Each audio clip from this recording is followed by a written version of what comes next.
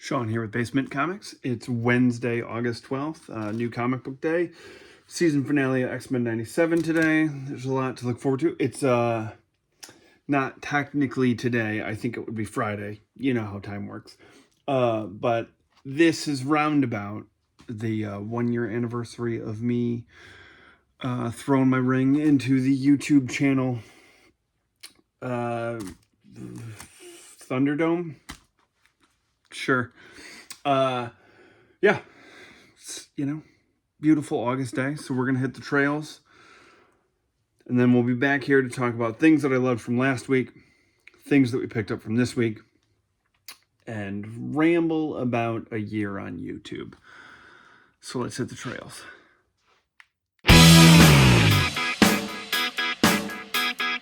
Touch me on the face and I'll walk right through you too. When we let our anger speak, we lose.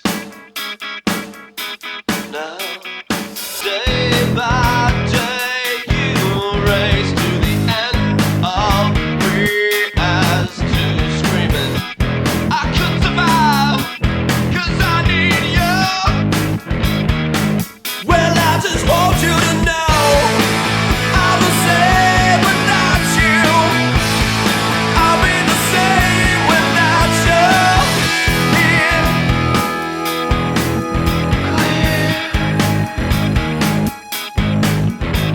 You phone me up just to say I will pay for the souls I've bruised. Take what's left of me with you. Well, I just want you to know I'm the same without you. I'll be the same without you here. I'll be the same without you here.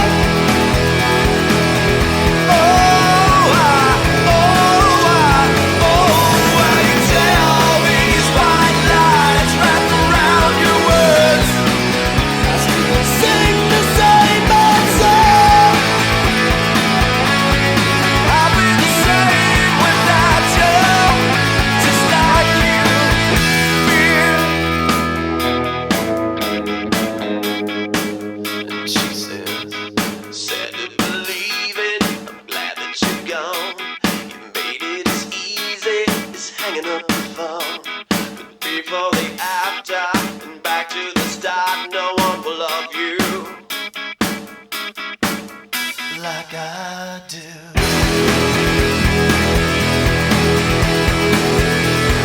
I'll be the same without you here. I'll be the same without you here. I'll be the same without you here.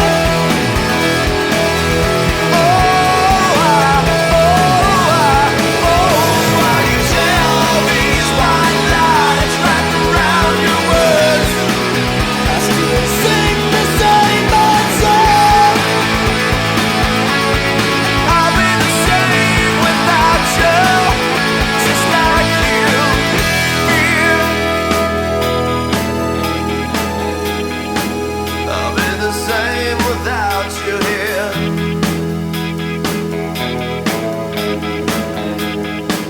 I'll be the same without you.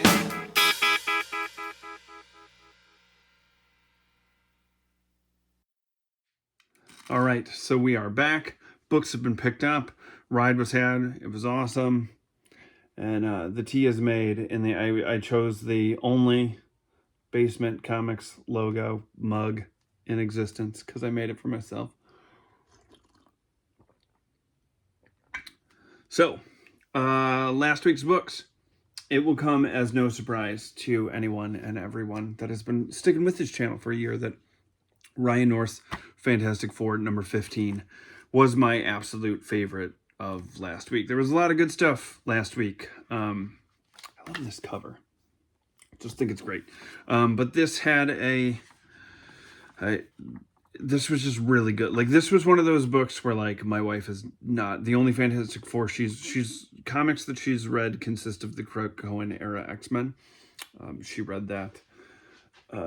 Actually, she's got 3 issues left in it, and I'm very excited for her to finish it, because initially she was like reading it kind of with me, and then she got sidetracked by like cooking shows and stuff, and sort of stopped reading and lost a little bit of steam in the middle. And it's interesting because she lost a bit of steam right when editorial started to lose the plot too.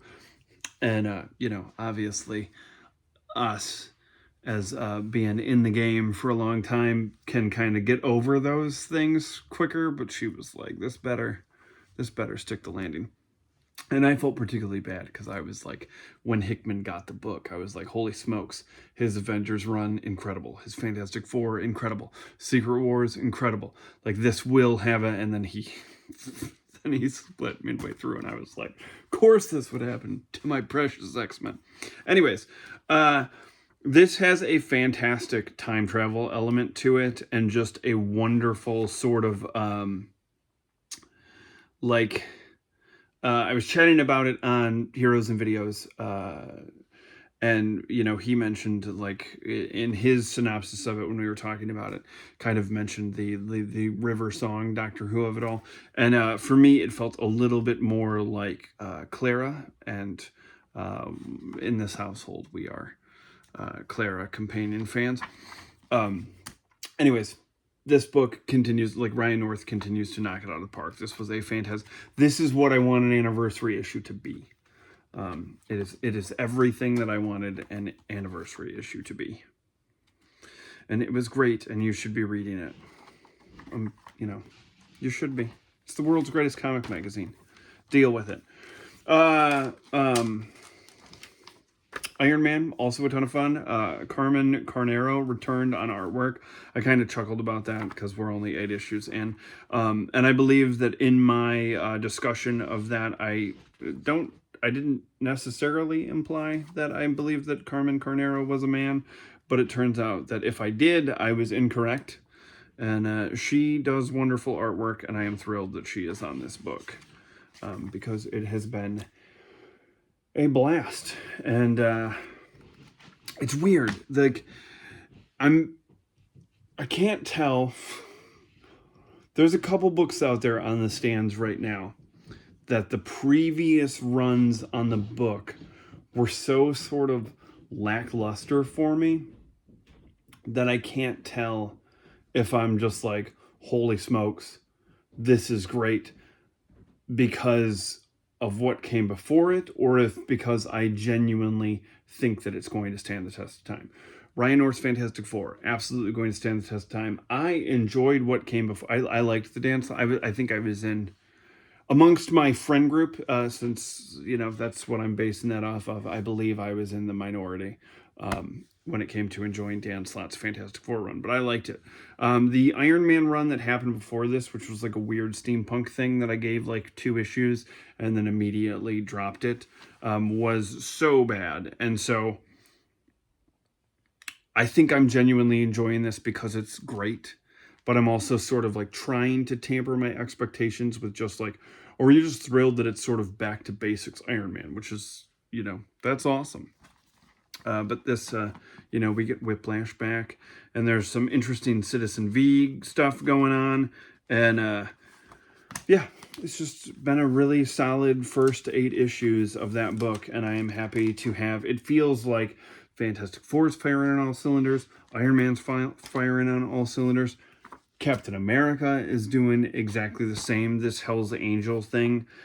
Like, if Fantastic Four wasn't so great, this current arc of Captain America would probably be my favorite thing of the year. This idea of Cap being trapped in hell and having to work alongside Doctor Doom and some other ne'er-do-wells that have found themselves in hell to do battle against Mephisto is just 100% pure comic goodness, and I am here for it and loving it. And I've been enjoying Avengers Armageddon, but it's interesting because I've been like, this has somewhat over, like, I've been enjoying that event, but that somewhat overshadowed it. Like, I'm probably looking forward to the Captain America tie-in issues more.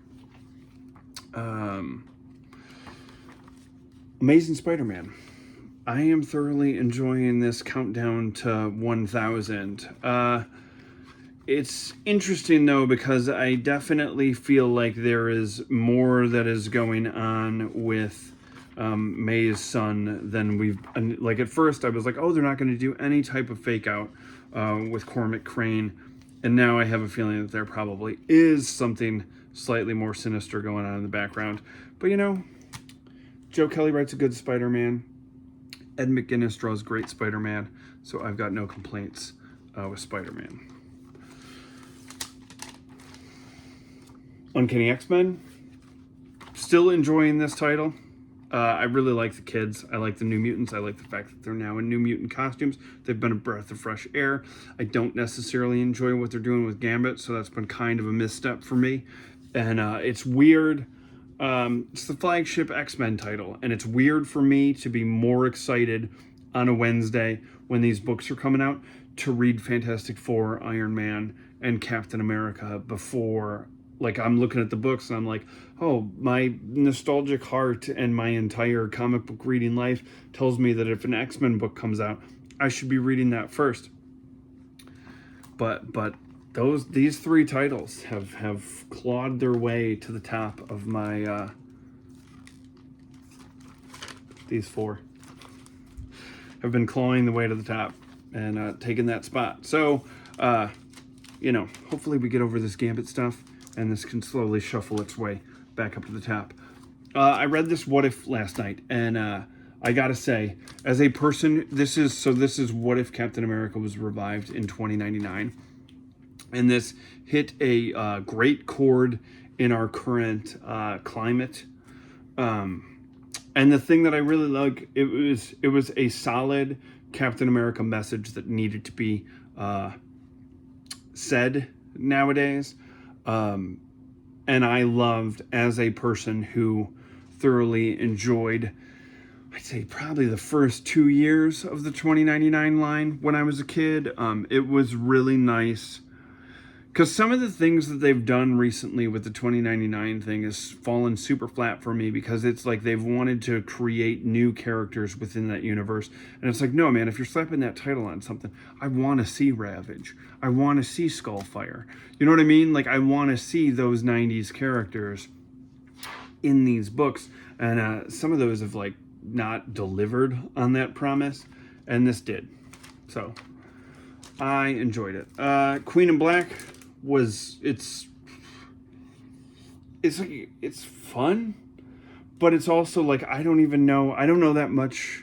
Like, symbiotes are a black hole to me, and I have not I know that I think I'm just guessing that a lot of this Null stuff obviously popped up in the Donny Cates Ryan Stegman era of Venom, and I was not reading that. So this sort of new symbiote thing, the King in Black, I read that event, you know, didn't leave a super huge lasting impression on it, but this wasn't bad. I've been enjoying that Defenders Light and Dark, the first issue of that, more than I enjoyed the first two issues of these, but I do not feel like I got gypped out of like, I don't feel like I got duped into an event with this. And this Mary Jane book, I enjoyed the first story a lot. I enjoyed the third story. The middle story, which supposedly took place around the same time as Amazing Spider-Man number 500, felt weird to me. It's been a while since I've read that era of Spider-Man, so I don't know how well this fit in continuity-wise. But, you know, it was still nice to see Mary Jane not Venom, although in the third story she was Venom. And that was all that I read last week. I've still got X-Men of Apocalypse Omega, Civil War Unmasked, and a Batman issue to read from last week that I did not get to because it was a very busy weekend. Traveled out of state to see some friends play a show on Friday, and then had a bunch of stuff going on Saturday, and then had a ride and a hangout with a bunch of friends on Sunday, and I didn't want to push off Corner Box Classics because, that's, due to all the house stuff that was going on over the summer, that got pushed to the sidelines a few times, and I didn't want to do that again. So some new books had to just get pushed off to this week. So, speaking of this week, we rode up to the shop. I was excited about it.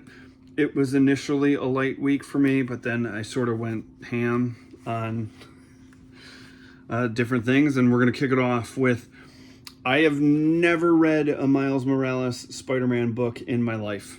I have not. And this one, cover looked fun. And this is where I get softer as I get older, and am now 4 years into my rookie season of being a father. The kid obviously watches Spidey and His Amazing Friends and recognizes Spin as he's known on that show. And so I was like, well, I heard, because there were some things that I read where Miles was in it and his powers were all over the place, and there was a lot of symbiote stuff going on, and I was just like, oh, I do not want to dip my toes in this. But I heard rumor that this was a little bit more grounded, more back to normal, and the art looked good when I flipped through it. And I was like, well, I really dig the Spider-Verse movies, and how many Spider-Man number ones does the kid get to pick up? And so I was like, hey, I will give this a shot. I'll give it a shot. Because, the idea of him being in school, and maybe I'm riding the high of Spider-Man Brand New Day, but I was just like, I will give that a shot. So I'm looking forward to reading it. I will let you know next week if I'm going to stick with it. Final issue of Spider-Versity. This is where the kid made an absolute fool out of me, because I specifically told myself when the solicitations came up for this, I was like, I am not buying into that. I don't want to be hanging out with all these spider kids, and Peter's enough for me, and blah blah blah. And then the kid saw he's fucking obsessed with the Green Goblin, and he saw he loves his glider, and he saw that on the first cover and picked it out, and so I've been sticking with this miniseries because it was the first thing that he legitimately was I would very much like this, and sat down in the store and started going through it. This is a book that I would love to drop. It's I don't look forward to reading it. I read it, and while I'm reading it, and it only takes me a couple minutes to read it because, modern comics. And I'm kind of just as I'm reading it, I'm like, oh, it's not so bad, but it literally has nothing that draws me back. And I don't know, it just feels weird. And then, as I was I think I could tap out of this. Is this the X-Men book where I see if I truly am a completionist, or can I back away from this?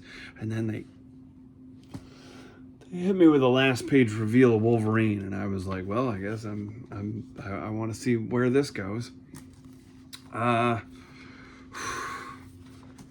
X-Men United. This is another book that I should know. I should know better about. I was to be continued in Avengers #1, but that was a preview in the back of the book. I don't know.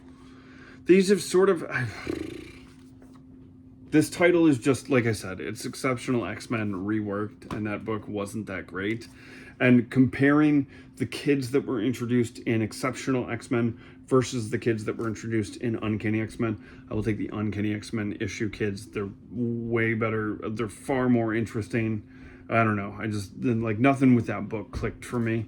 And I bought this thinking that it was going to be kind of like X-Men Unlimited when I was younger. Anthology series, you know what I mean? Not necessarily just a retitled thing. X-Men 97 Season 2, the little prelude thing. These are fun, but they're sort of not... I loved the X-Men Adventures when I was a kid. Kind of the retelling of the cartoon stories, with that style of art. And I always buy these in the hopes that they'll have, that sort of like nostalgic, feel to them. And they just feel, and this is like not a slight against anybody that works on these books, like understand that, but they sort of feel cheap because it's like they can't really do anything big because that's saved for the show. And so it's just sort of this like little tiny bridge that they cross, and like I don't know, I wish there was more to this, because I feel like the X-Men Adventures titles of my youth are like they did like a 99-cent line back in the 90s where it was like Professor Xavier and the X-Men, and it was like stories from like the 60s era of the book, and they just had more to them. So I don't know, but I knew it was a miniseries. I was hoping it would tie in well, and so it is what it is. DC, Fury of Firestorm. Really enjoyed the first 4 issues. I think this is a 5-issue miniseries. Yeah, probably, maybe. Nope. It's not. There's going to be an issue number 6. Good news is I didn't just spoil anything for me, because I don't know anything about this universe or this character other than what I've read in the previous 4 issues, and it's been a fun tale. I don't know how other Firestorm fans are faring with this, because I don't really think I know any, and I haven't been searching anything out, and like I said, it's a blank slate to me. I picked this up. I thoroughly enjoyed Mark Waid and Chris Samnee's Batman and Robin Year 1. And so, I mean, you can't really go wrong with Mark Waid and Chris Samnee. And so I sort of figured like, this whole place. The kid comes down here, he sees Marvel Comics, plays with Marvel toys. And I don't want him to be like, if I'm like, well, Batman stinks, he's going to be like, I love Batman, because that's just what kids are to their dads. And so I was like, I need to have some other stuff around here so he doesn't think I'm some, Marvel zombie that refuses to at least even acknowledge that Batman exists. So if I'm going to get Batman, I'm checking out the Matt Fraction run. I've got this on standby if he ever one day when we sit down and watch the 1989 Batman, he's going to be like, I might, if he wants to read any, I'll be like, there's some really good Mark Waid and Chris Samnee stuff. Doctor Strange, this is another one of those titles where I swear to God, like as I'm reading it, I'm like, okay, I don't hate this.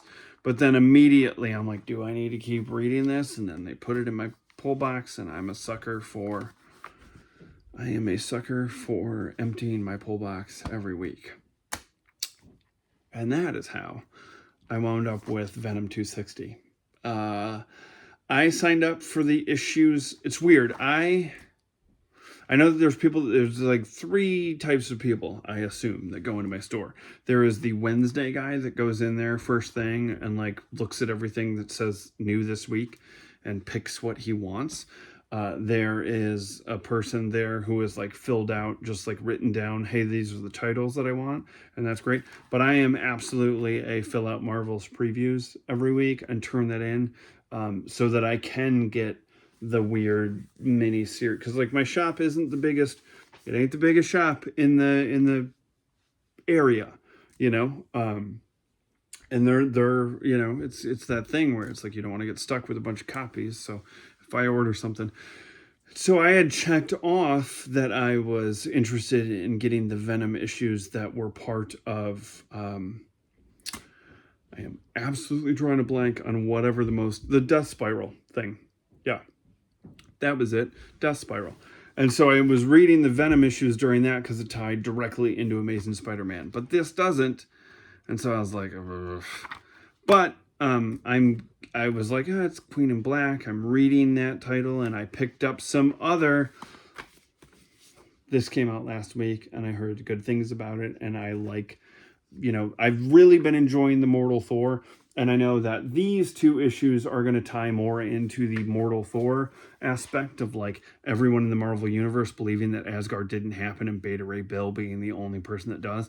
And I find that to be fascinating. So I was like, well, I'm picking these up and I'm looking forward to reading them from the Thor angle of it. But also, like, I'm reading the Queen in Black thing. I might as well. And so then I was like, well, it's already in my box, and I'll just check this out, see how it goes while I'm reading this event, and then probably be done with it when that is over, and I will let them know to stop pulling it for me. Infernal Hulk number 10. This has been good. I wish Nick Klein was drawing more of it, because that was one of the big draws for me. I'm not necessarily the biggest like horror guy, but this little like Age of Monsters thing has been fun, and I'm looking forward to those one-shots that kind of tie into this, to what I believe is an event next year. So it's been a fun Hulk book. Wolverine. Been better than, like, when I met Saladin Ahmed, or however you say it, was introduced as the writer. I was like, oh no, because I did not like, there are a few things that he's written over the years that I was just not, like, didn't do anything for me. And so I was like, oh man, this is a bummer, because I'm probably still going to be getting this. And it has been surprisingly really, really, really good. Yeah, and I was bummed because he did like a signing at a shop that was in my area, but I found out about it like after it happened. And so I was like, well, that was kind of a bummer, because it would have been nice to be able to go in there and be like, hey, really enjoyed this. I really liked the inclusion of Alpha Flight, and there is a character by the name of, well, they're calling him Moore, M-O-R, but it was a... it's a character I knew as Post from the Onslaught days, and so I was pretty jazzed when I saw that character kind of pop up. X-Men. I have not been enjoying this as much as Uncanny, but I have been, like, I liked the last Juggernaut focused issue. I liked the last arc of it, so it's sort of turning a corner. I've been obviously loving Fantastic Four, and this DNX thing is going to be an X-Men and Fantastic Four crossover. This is the prologue, so I am excited to see what they do with this, and I am excited about quite a few of the announcements that they have made about X titles moving forward post kind of this event that they announced at San Diego Comic-Con, so I'm jazzed about those. So yeah, you know, not as an exciting week as last week for me, but there is some stuff in there. Like, I'm genuinely excited to check out a Miles Morales book, which, you know, that's not happened for me. So looking forward to that. Looking forward to checking out that X-Men and stuff. So that is the new books this week. So then I realized that this week is the first week that I dipped my toes into the YouTube community. So, man, a year. It is gone better than I expected. I thoroughly, like, this year has been awesome for meeting wonderful people via this. That has been great. That's probably been my favorite part of it. And it's weird because it's one of those, like, I had no as you can see, I'm not really like a like, comment, and subscribe guy. That sort of stuff always sort of, that's kind of one of the things that kind of kept me away from it. And plus, I'm incredibly thankful that I've not, like, one of the things when I first started out, I was like, it's weird because, like, the Cornerbox Classic thing, those videos sink like a stone. Like, it's one of those things, but the thing is like, I just wanted to do them anyways. It's a nice little thing to kind of keep me trucking along with this assignment that I gave myself. And it's nice to talk about them. And for the folks that do check that show out and enjoy that, I love it. Like, I really, really, really enjoy the discovery of stuff that was like pre my collecting days.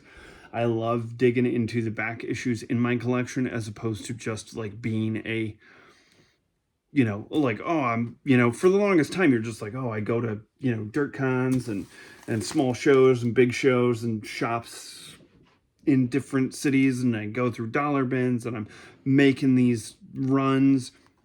And I was finally like, oh, pump the brakes. You have to read this stuff. You got to read it all. And that has been an absolute blessing. Like, I've loved that.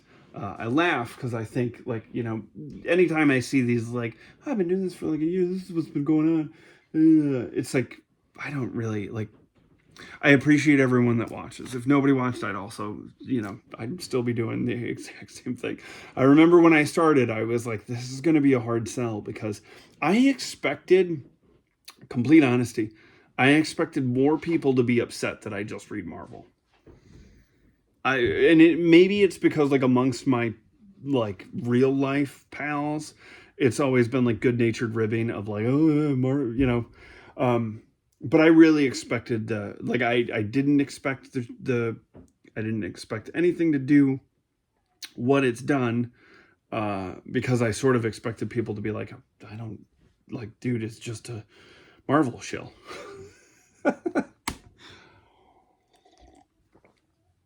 So there's that. I was like, I appreciate that.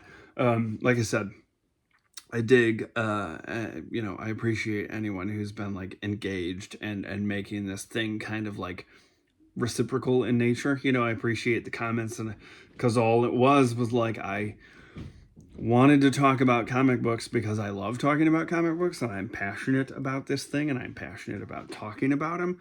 And there's not really much of an avenue, you know. I used to be able to do this 4 hours on Wednesday at my shop. I'd go up there after work. Ashley would come with me. She was friends with all the people at the shop. We'd go out to dinner afterwards. You know what I mean? Like, not just her and I, but like the whole group. Hang out, talk about stuff, laugh. It was really good. And then pandemic happened and that all stopped, and we all sort of went our separate ways, and we're all still friends. We all still see each other, but it's not like that regimented, like, we get together at this one shop on Wednesday. And for years I did mail order after that, where it was just like, okay, because it was, huge discount. We were preparing to have Henry. And then when he was here, I still stuck with the mail order thing until he was old enough to actually go to the shop.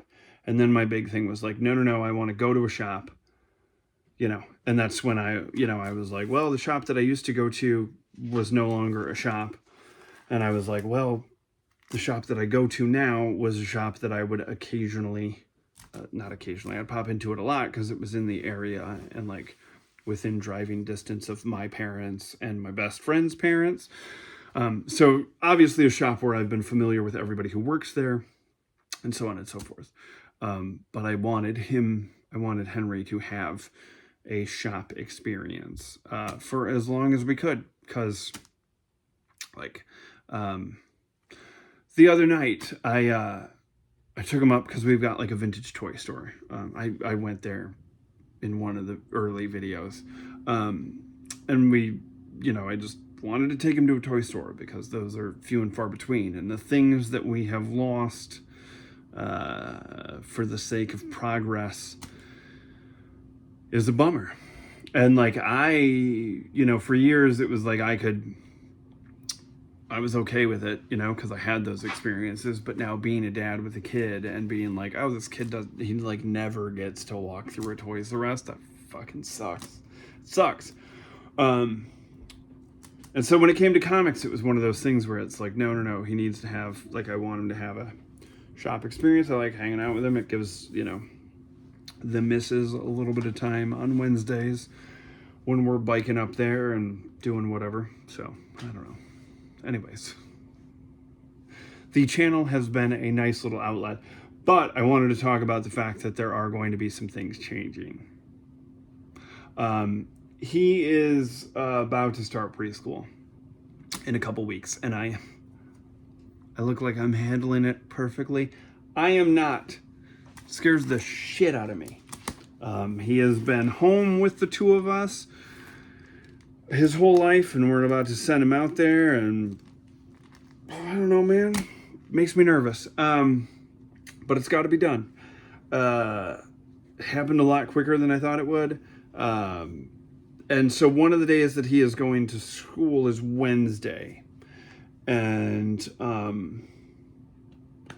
I don't want to pick him up from school, rush to the comic book store, rush back, not hang out with him so that I can record a video on Wednesday, because I don't give a fuck about the algorithm, and I don't, you know what I mean? Like, anybody who digs what I'm doing and enjoys me and we talk will not care if the Wednesday new comic book day thing comes out a day or two later. And so that's what I was sort of thinking about doing, was I was like, I might slowly shift the new comic book Wednesday thing to like maybe Friday.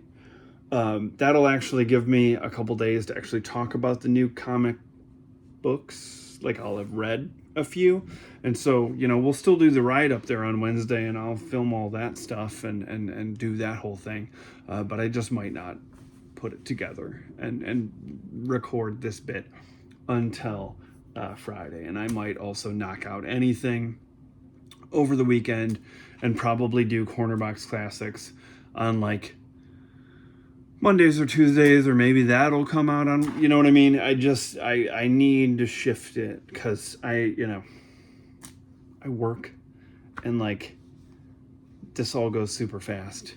And like this summer sucked with all the house stuff, because it was like, I legitimately, before he started school, was like, oh man, I really want to just like lock in. And then it was like, life was like, good job with the plan. And I spent, 55 days down here like fixing everything, so this is in no way, shape, like a woe is me. It's just like a, this is fun, it's cool, it's not important. So I'm just going to shift the way that I do things once he's in school, so that I can optimize, like, I'll record it when he's like at school, and you'll see a very nervous me. I think that first day of school, I'm probably just going to stand outside the window and just stare. So that was, I've been digging it. It's been fun.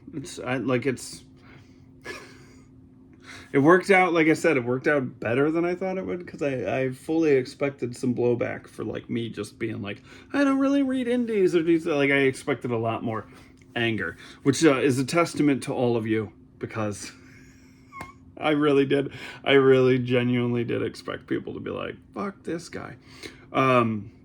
I'm super thrilled that none of this has crossed over into whatever algorithm is the absolute shit stirrers in the comic book YouTube.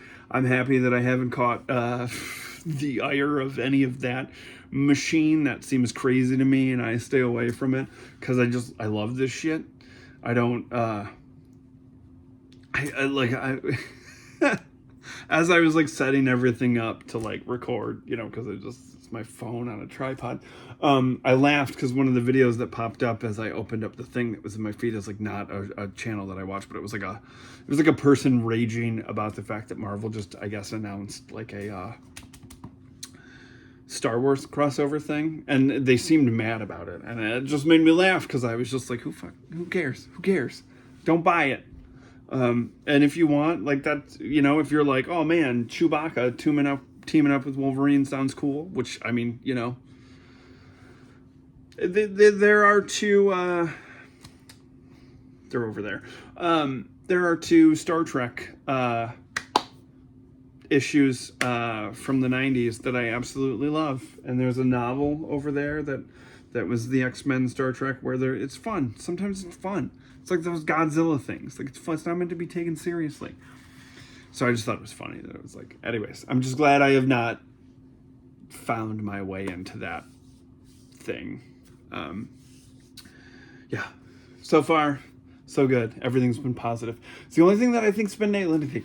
The only thing that's been negative was there were the occasional comment on the room tour, but most of those I just found funny. One in particular cracked me up, because it was a dude. There was a guy. There's a big movie over here.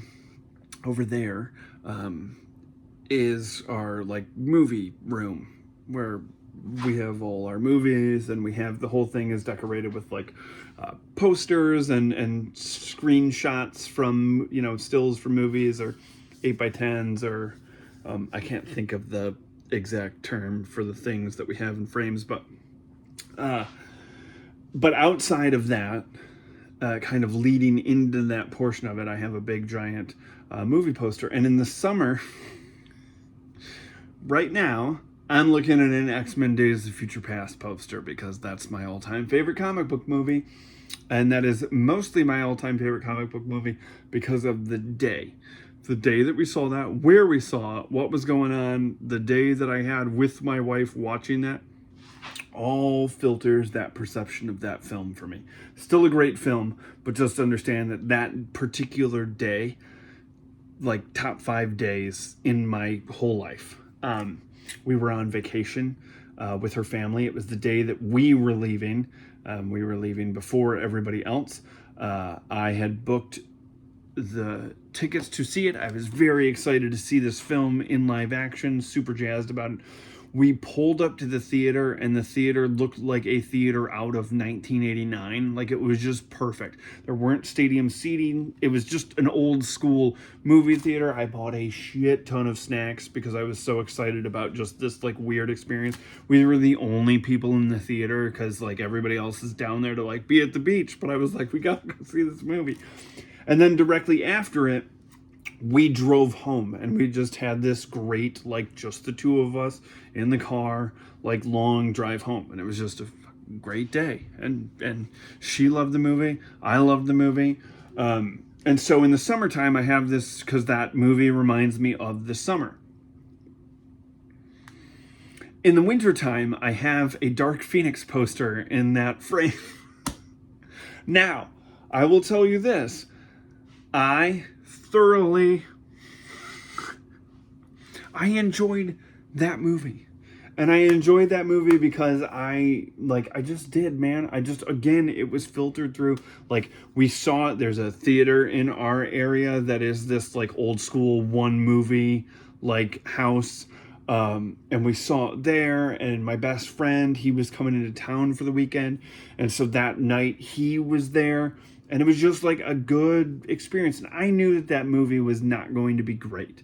And I knew that it was hampered by, like, their hands were tied, man. They were never going to make the Dark Phoenix saga.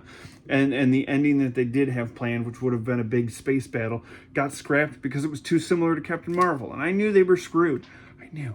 But I still enjoyed the experience of it all. The score was pretty good. And that first, like, rescuing the spaceship scene, like the opening, that was cool. Like, I'm not, my enjoyment in a film, like, not everything has to be Christopher Nolan. You know what I mean? Like, if I'm going to see, like, that's all. And anyways, so I had that when, point is, it's important to me. And that's what this whole fucking thing is. This isn't like a let me show off shit that other people on the internet are going to think is cool.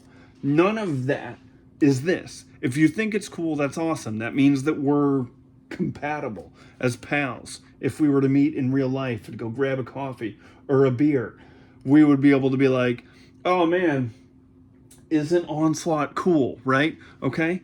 But nothing is put up in this room because of a YouTube channel. Like, this room was here first.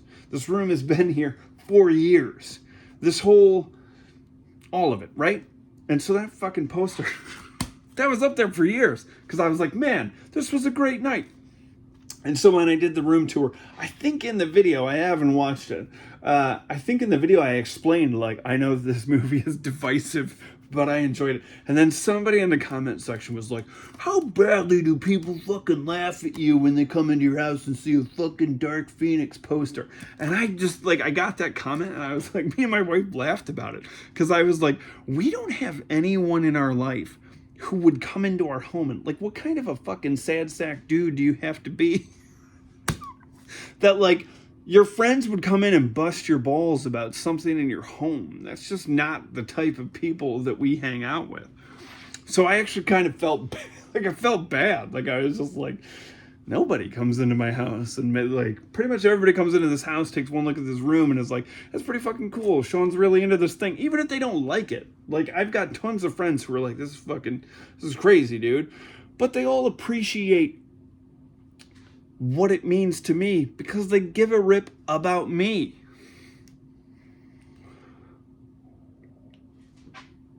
Anyways, this is all to say fucking like what you like. So that has been like I said, my first year. I expected to throw in the towel a long time ago because I was always nervous about it because like my wife was the one who was like, you should do this. Like you like talking about this stuff. You're good about talking about it. But I just didn't want to I don't want to open up something that I truly love, that I have loved for a good portion. I mean, so much of this stuff is entrenched in people that are gone, how much of this, I mean, fuck, my love of the Dark Phoenix story is also built upon the idea that that was the last Christmas gift I ever got from my mom, so it's there's a personal attachment to a ton of this stuff, and none of it is the monetary shit, the things, when McGroovy asks what would you get if Magneto showed up and started ripping the place apart. It's none of it would be any of the not that there is, I mean, you get it. I think if you've been here for a year, we get it. We're here for the same reasons, which is a genuine love of this stuff. And so I guess that's which is so me. That's a super long-winded way to just be I very much appreciate everyone who has stuck with me for this first year as I navigate figuring out exactly what this is, which is me rambling while I drink tea. And it's delightful. So, nothing's going to change in year 2 other than you might get the new comment. Who knows? I might be I'm sick of you, kid, and I want to go down there and but I doubt it. Yeah. That's all. Might just change up the days till things are recorded and released. I have not quite figured out that I do all this on my phone, so I have not quite you've watched them, no edits.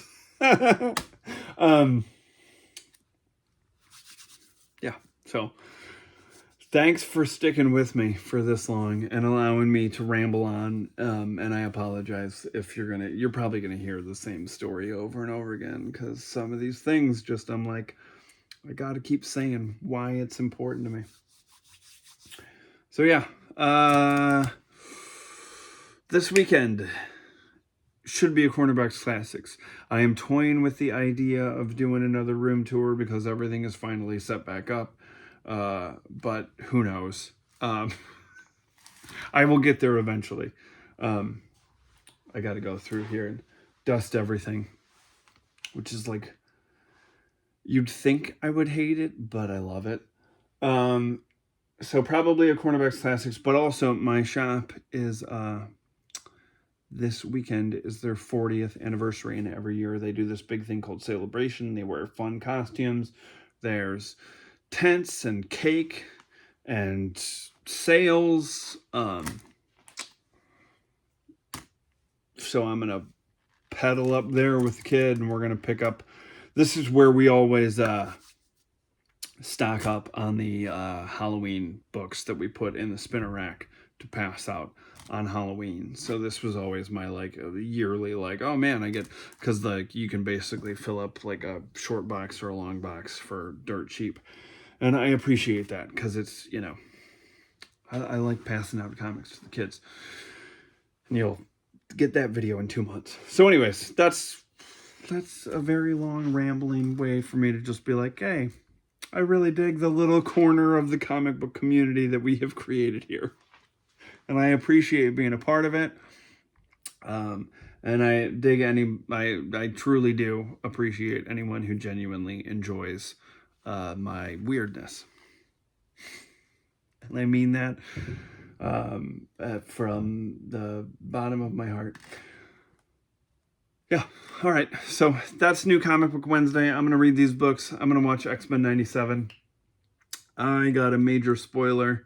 And I know it's true, but right now I'm pretending that it's not true because it's going to bum me out. It bums me out. I've got feelings about this season of X-Men, and maybe I'll talk about them next week. That way I can give everybody a nice buffer. Anyways, so that's it. thanks for sticking around. Thanks for not thinking I'm crazy, or thanks for sticking around because I am crazy. Thanks for enjoying the bike rides and my walk through comic books from the 80s and all of that jazz. And not minding that I just love me some Marvel Comics. So, all right. Thanks for taking this ride with me. We'll see you in a couple days. Bye.